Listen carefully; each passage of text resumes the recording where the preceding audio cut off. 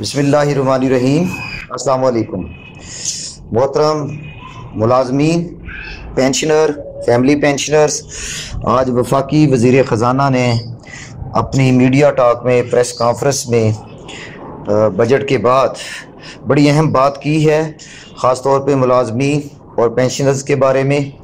کچھ ابہام چل رہا ہے، جو نیو پینشن سکیم آئی ہے، کنٹریبیوشن پینشن سکیم، اس کا اطلاق کس پہ ہوگا، کیسے ہوگا، اس کے کیا خد و خال ہوں گے، اس کے بارے میں انہوں نے بات کی ہے۔ تو ہم انہی کی زبان سے سنتے ہیں کہ وہ اس معاملے کو کیسے کلیئر کر رہے ہیں۔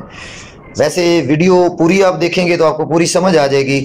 ویسے ان کا کہنا یہ ہے، یا وہ جو نوٹیفیکیشن ہوگا یا جو اس کا ڈرافٹ تھا، اس کے مطابق اس کا اطلاق 1 جولائی 2024 کے بعد والوں پہ ہوگا، یعنی جو نئے لوگ بھرتی ہوں گے ان پہ ہوگا، یا جو پہلے سے کام کر رہے ہیں، کنٹریکٹ پہ ہیں، وہ ریگولر ہوں گے تو پھر ان پہ اس کا اطلاق ہوگا۔ جو بندے اس وقت تک ریگولر ہیں تو ان پہ اس پینشن سکیم کا اطلاق نہیں ہوگا۔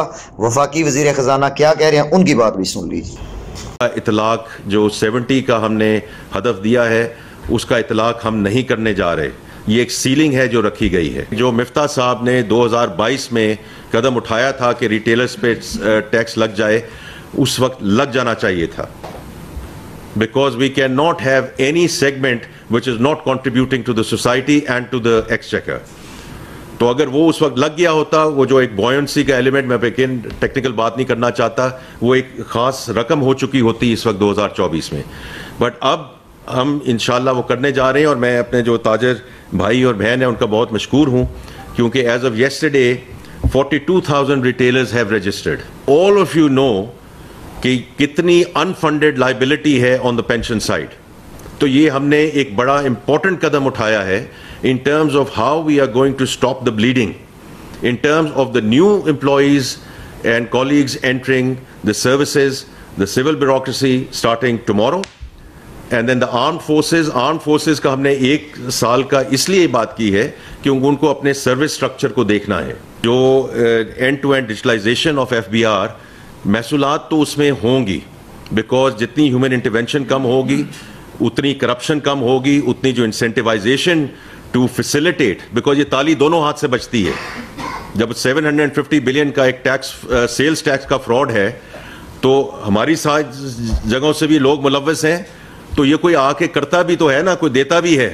اگر ہم کسی کو جا کے آفر کرتے ہیں تو پھر کوئی اس کو رسپونڈ بھی تو کرتا ہے نا۔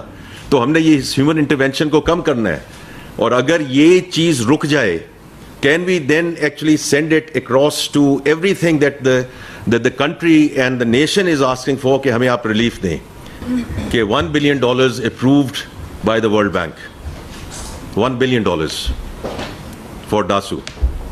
اور ابھی 2 دن پہلے آپ نے ہی رپورٹ کیا ہے، کیونکہ یہ صرف G2G کی بات نہیں ہے، in the private sector as well، کہ جو IFC نے $400 million اپروو کیا ہے for PTCL in the context of their acquisition financing۔